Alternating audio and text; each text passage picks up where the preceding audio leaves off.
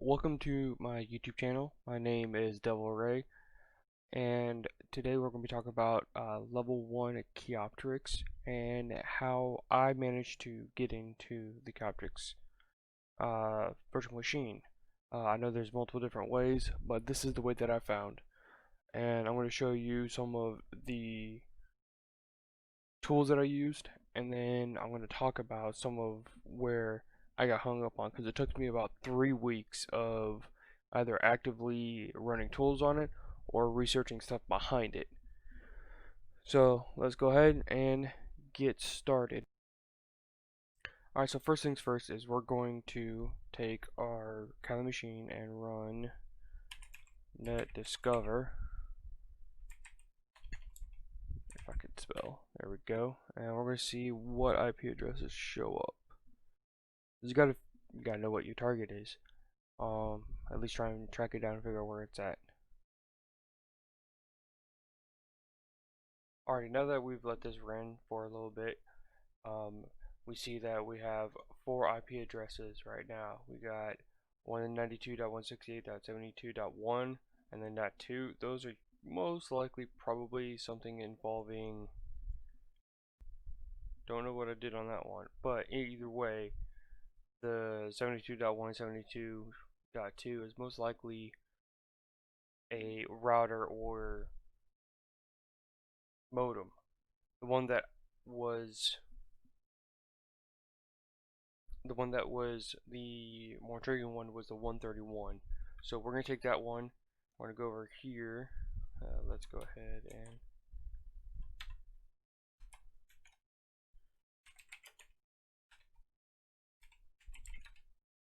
we're gonna run nmap. Do a very simple version scan to see what exactly that IP address holds. So I'm going to go ahead, skip through until the results, and I'll see you there. Alrighty, so now we got our results back. It looks like we have a few ports that are open on this box, and it looks like we found also the right IP address. First things first, we got, of course, the SSH, the Open SSH 2.9p2. Port 22, we got port 80, which is running Apache 1.3.20, which also looks like it's a Red Hat Linux. We got RPC bind on, it looks like 111 and something else with RPC on port 32768. So to show you, I first started out with looking at port 80 and port 443.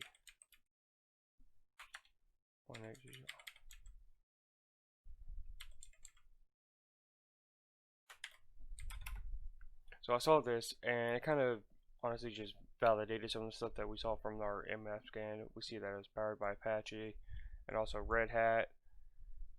And it's just honestly just a basic page. So that really didn't offer me up too much. So we're going to see what 443 does. And it looks like that port. So let's go HTTPS advance, accept the risk, continue, and we get the exact same page. So realistically, this is probably somewhat of a dead end. I mean, we got validated on the fact that we're using Apache and Red Hat Linux, so we'll leave it at that. So cool. The next one that I went after was, I kind of looked at the Samba.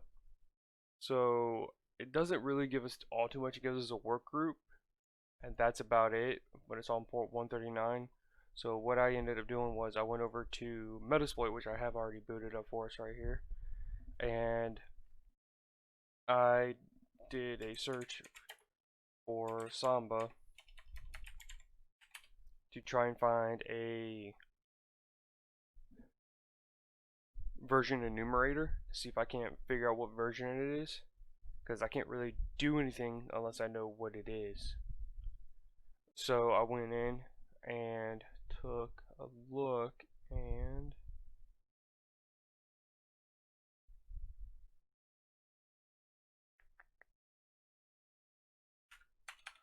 let's search SMB.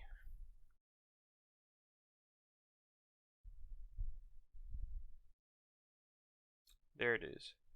So this is what I use. I use an auxiliary scanner for SMB version. So I did that. So let's use 61 options. See what we got to do. So here all we have to do is just set our R host, which is our remote host, in order to attack it.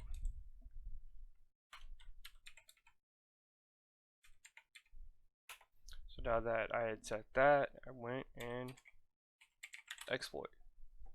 It came back pretty quick. It came back with Samba 2.2.1a. So now we have something a little bit more to go off of. So next thing I did was I went right back to Firefox and just typed in Samba 2.2. And going through all these, I looked at quite a few of these on going through my phone and going through Google. Even while I was at work, I was searching and trying to figure out what is the best way of doing this.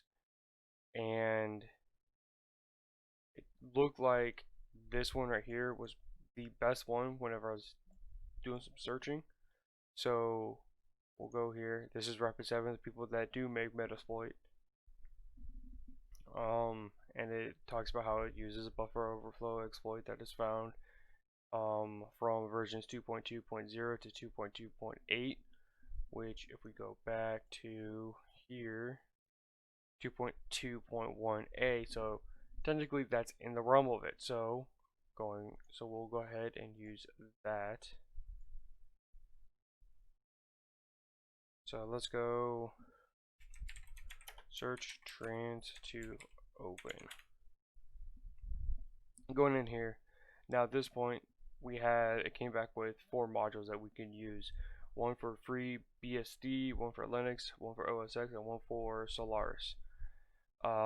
We do know that we're running on a Linux machine, so we're going to use the Linux Samba trans to open. So now we're good to go, and we're loaded up with our payload, and it looks like it started us off with a staged payload. And just to show you what that does, or how that works out in this environment for going after level 1 for Kioptrix. So we need to set our host again to, always forget set. So we set that, make sure it took. Yes, it did take, so there it is right there. Now, this is where I kind of got lost, and this took me another about a week or two to figure out, was I kept seeing that. Let's go ahead and kill this right now. I was getting this, and I didn't understand why. Because at the time I didn't know what staged and non-staged payloads were.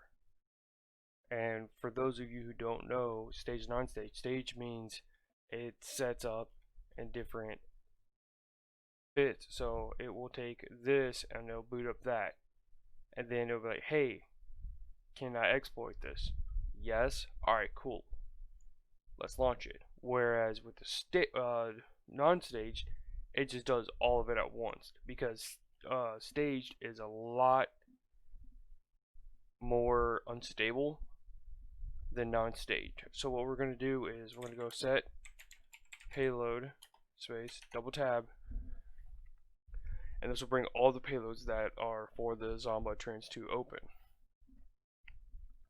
And again, we were running this staged payload. It looked about like that, Actually, it might be.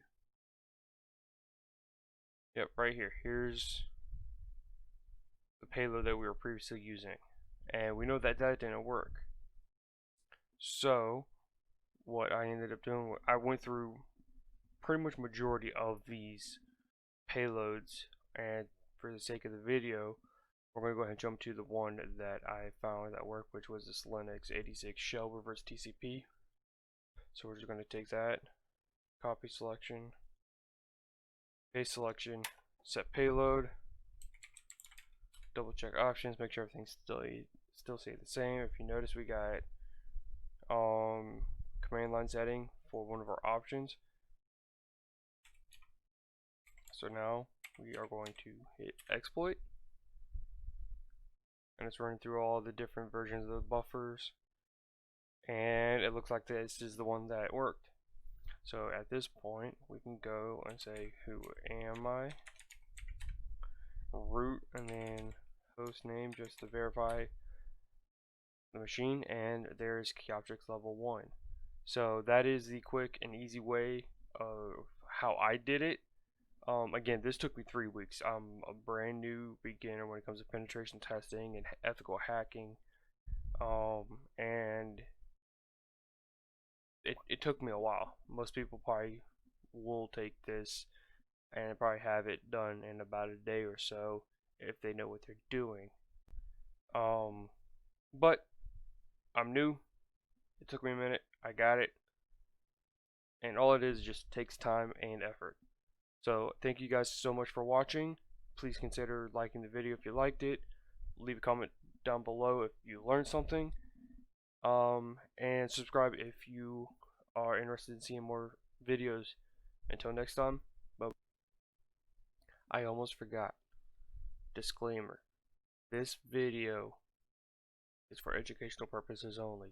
I do this to share to help teach people that are also as well going for their OSCP or any other type of ethical hacking certifications. There's no intentions of this being malicious. This is all set up locally on my own local network. I'm not attacking anyone else that is outside my local network. Again, this is for educational purposes only. What you do on your own, I have no control over. Don't blame me if you get in trouble for doing something that you're not supposed to be doing.